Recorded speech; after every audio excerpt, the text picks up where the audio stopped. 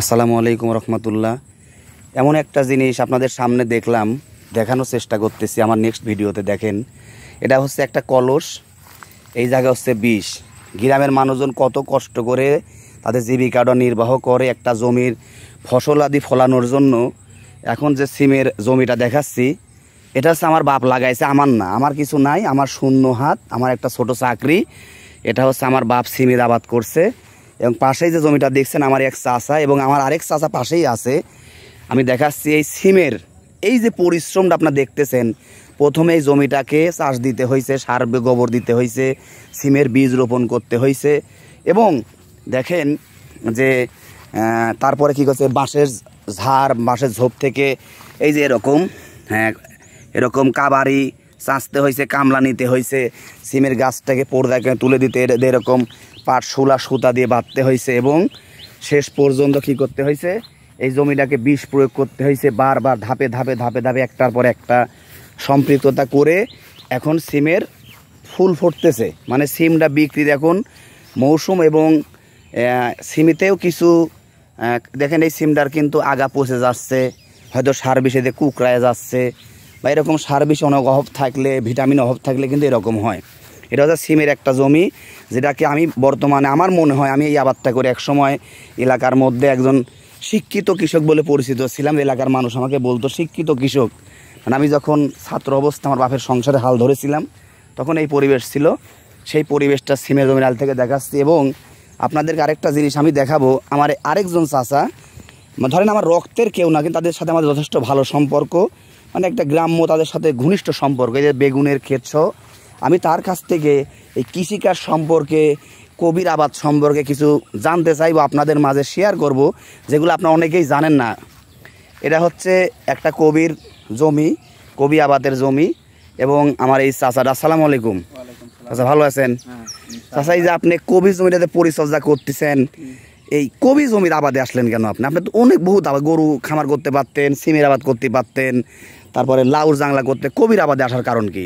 এটা কি লাভ বেশি? লাভ অবশ্যই আছে, আবার নেই করলেও চলে। কত বছর হয়েছে ভালোই দেখা যাচ্ছে, আসে লাখখানি টাকা বেচা যায়, তার বেতন হচ্ছে খরচ 30-40 হাজার টাকা যায়, 60,000 এর মতো, মানে 60,000 টাকা বেনিফিট। আচ্ছা, এই যে আপনি কবির জমিটা আবাদ করতে পরিশ্রম কতটুকু হয় আপনাদের? অনেক পরিশ্রম হয়। আচ্ছা, এই পরিশ্রম অনুযায়ী আপনারা কি এই সরকারের কারোর কাছে কি দাবি দেওয়া নাই যে সার বিষের দামটা কমায় দিক? এই বিষয়ে আপনি কিছু বলেন। আবেদন করি সার বিষ, এবং এইগুলো না হলে তো কৃষক বাঁচবে না। সার ছাড়া তো আর কৃষক আবাদ করতে পারবে না।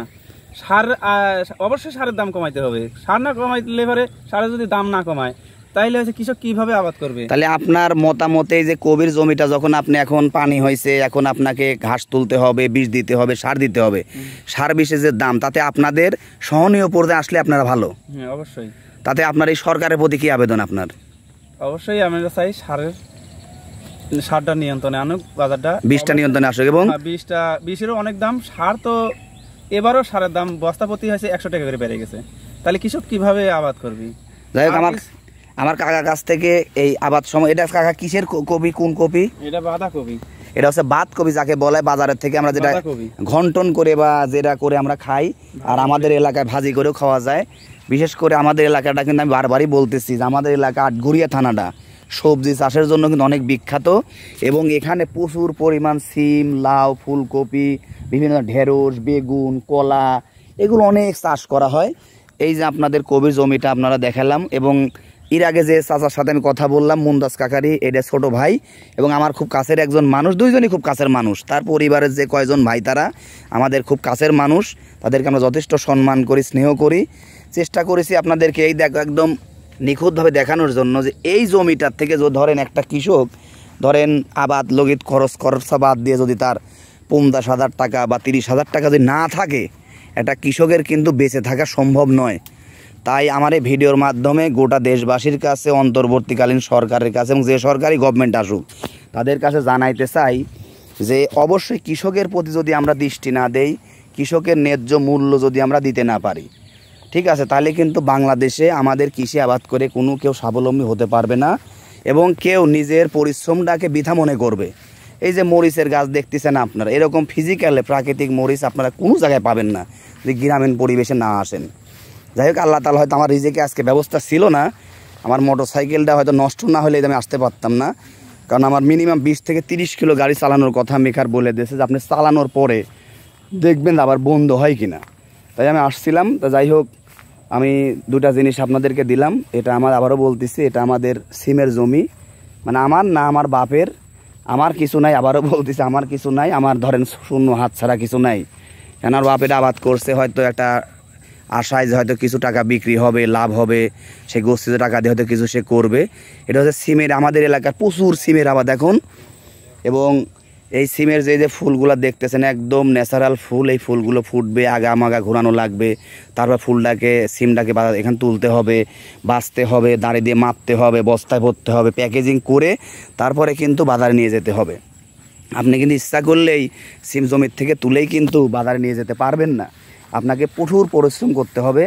এই জন্য পরিশ্রমটা যাতে কৃষকের মূল্যায়নের মধ্যে থাকে, তারা স্বাবলম্বী হয়, ভালো থাকে, এই জন্য আমি আপনাদেরকে ভিডিওটা দিলাম এবং একটা মানুষের সাক্ষাৎকার নিলাম। কৃষকের যে দুঃখ কষ্ট তারা কিন্তু বলতে পারলো। এবং আপনারা চেষ্টা করবেন যেন কৃষকের এই মূল্যটা থাকে, তারা যেন আরও ভালো কিছু করে। আর বেশি বেশি করে আমার পেজটাকে ফলো দিবেন। মাহবুব টুরবানের পক্ষ থেকে আপনাদেরকে জানাই অসংখ্য ধন্যবাদ। নেক্সট পার্টে আবার দেখা হবে। আসসালামু আলাইকুম।